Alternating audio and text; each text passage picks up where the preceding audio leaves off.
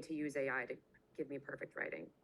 I tell them that it's a tool, strong writers control it, and most importantly, we create spaces to talk about it, answer their questions, to tell them I don't know everything, and even if I did, I wouldn't tomorrow.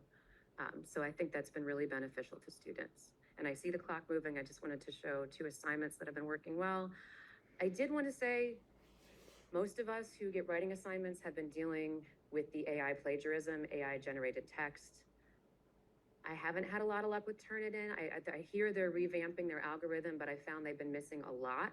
So I'm just testing out. I'm piloting Pangram. Alex and Karen have been so helpful in putting it into my Canvas shell for me. And I'm grateful to Charles for bringing it to my attention. It's right now, and again, it changes. It's an arms race between stuff that turns the AI writing to beating the machines that catch them. It's very, very scary times to live in. But right now, Pangram, I like it because it breaks it down by section. They have a 1 in 2,000 false positive rate, and they're much more accurate than Turnitin. And I like that it's set up in Canvas, so my students get the report when I do, so it's less cat and mouse and more, look, we both see what's happened here. Let's talk about how we can address this. But if you weren't aware, there's apps that students have, Undetectable AI, Phrasely AI, Humanizer Pro. They have ChatGPT or Grok or Perplexity write their paper, and they put it through these apps so it sounds like them. And then they submit it to Turnitin. And again, Turnitin's catching up, but as I last checked this summer, Turnitin wasn't catching it. So this is just something I'm piloting. We'll see how it works in the future. This has been the game changer for me. The beginning of the semester, they create a Google Doc, they put their last name on it, and then they call it AI Transparency Journal, and they share it with me so I can view it. Every time they use AI, they put the date, they copy the whole conversation, and they write a few sentences on how was that conversation, how was the output.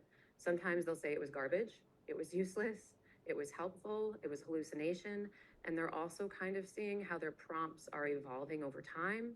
And it's been really useful. I create my own. So everything I use AI for, students can go to my transparency journal and see how I used it.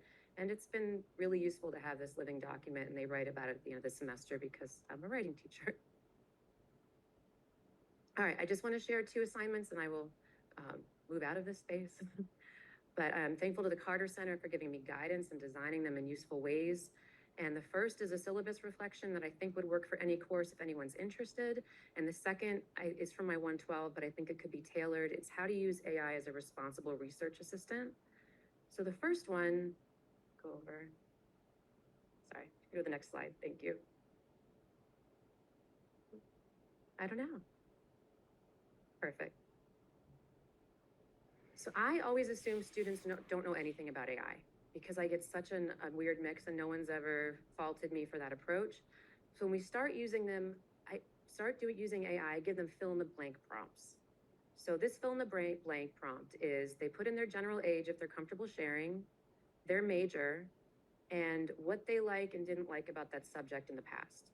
So it's an English class writing about literature. In English classes, I found them to be blank. When I'm writing, I tend to feel like this. I like reading this, I don't like reading that. And they upload it to AI along with their syllabus, and AI gives them an output on where they might struggle in the class, what support systems are built in, what they might find interesting, and how it might benefit their future careers. So if you could go to the next one, I'll show you the output. This was a nursing student, 19. She liked creative writing, didn't like writing essays, liked nonfiction. She found American Lit very challenging, and she said her struggles as a student were being organized and staying focused. This was paragraphs of feedback. I turned it into bullet points where it talked to her about the low pressure discussion boards, low stakes writing, the diverse reading list that I was offering, what her challenges might be, and most importantly, I love this one, how it would be relevant to her future career in healthcare. Because I think a lot of students take writing about literature and they're like, I'm going to computer science, why do I need this? So if you go to the next slide, for my online classes, they post all that. They tell me what they think about the output, and they respond to another classmates. I found students responding to 2 and 3 other classmates because they were just excited about the conversation. One student wrote, I felt it like it understood both the good and the hard stuff about me. It even helped me connect my love for reading the Quran to the diverse literature we'll be exploring. Another student said, I didn't expect the AI to draw such a clear connection between this class and my future as an accountant.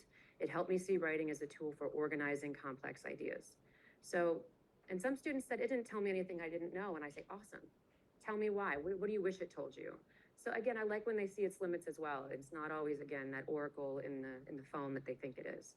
I just wanted to show one more assignment, and then I will, again, move away from the mic. So we could go to, so using AI as a research tool, I love starting out English 112. It's a 3-page short story called Story of an Hour, and it's about marriage in 1894. And I'm not ruining anything. The first few sentences, she finds out her husband's dead, and her reaction's not entirely tragic. It's not. But if students don't understand how gender roles and rights were different in 1894, that story makes no sense. So in the past, I've had them do research.